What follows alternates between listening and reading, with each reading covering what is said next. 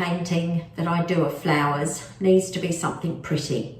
Sometimes I want to just have fun with texture, darker colours, something a little hardier.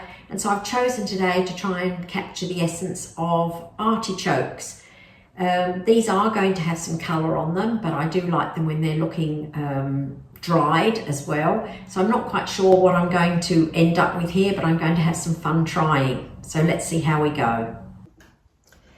Before I begin any serious painting, I always check the colours that I'm going to use before I start the painting. So I always have little colour swatches. If I've painted a subject many times, sometimes I miss this step because I already have colour swatches, and I'll just look through what I've already done and pick something from there. But if it's something I haven't painted, then I will have a little play with the colours first, so that by the time I start my painting, I'm not going to make too many wrong choices. Hopefully I'll be on the right track and I waste less paint, and I certainly get a painting that I'm more happy with.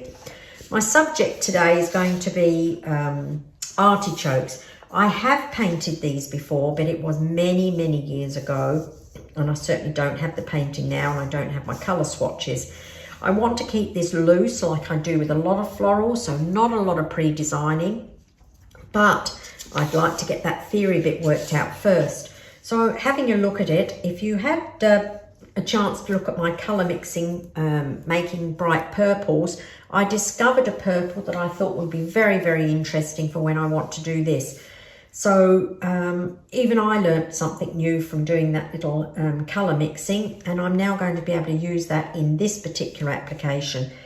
So I'd already squeezed out a fair bit of this Prussian blue. It was an older tube, and I don't know the last time I used it. It could have been donkey's years ago. But I'm going to try using it on this painting because A, I'll get something new that I haven't used for a long time, and it'll look different in my work, and it's nice to have a play with things. And I put it, that was fresh paint, so that's why a lot came out there. I put it with permanent rose here. So this is going to give me my bright purple. So if I put a little bit extra down here, and I put the rose into this now,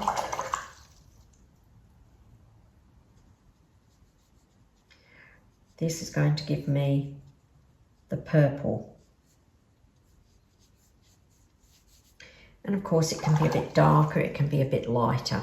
So water will thin it out, thicker paint will make it darker. So I think that's going to be a great choice. I'm looking forward to doing a painting with something new. When you paint and you're a prolific painter, artist like I am, you know, we're always looking for something different to try. And so when you find something like this, you get a little bit excited about what you're going to do with it. So I've got my purple sorted. And of course I will have some that will lean more pink, some will be more blue.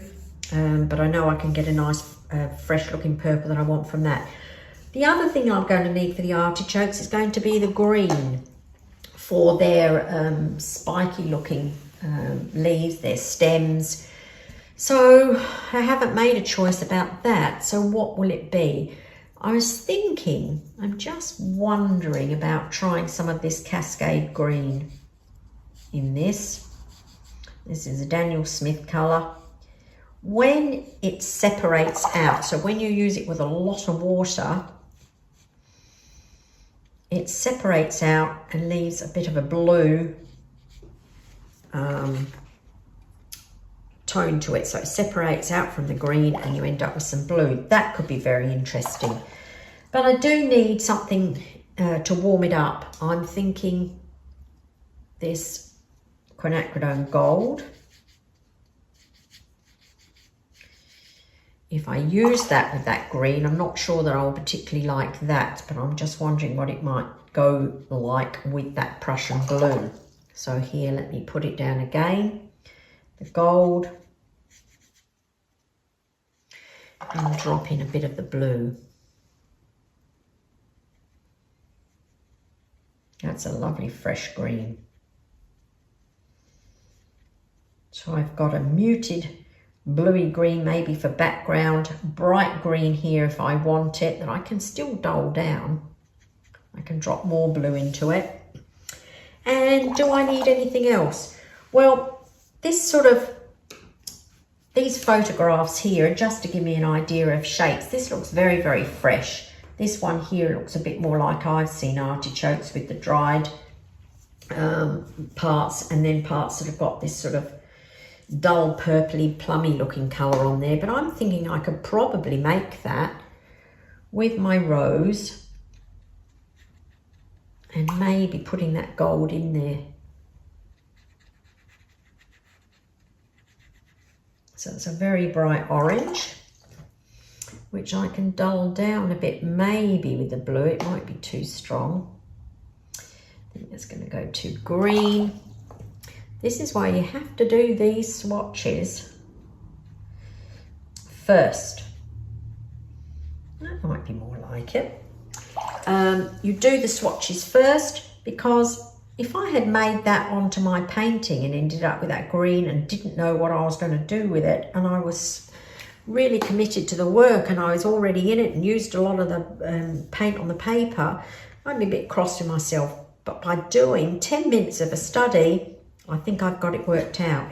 So what I'm going to do now is I'm going to be painting a half sheet painting, and I'll put it onto just video only so you can watch the process. You've seen me choose my colours. I don't even know about the composition, but you'll be able to see what it is that I decide to do. I hope you enjoy watching this.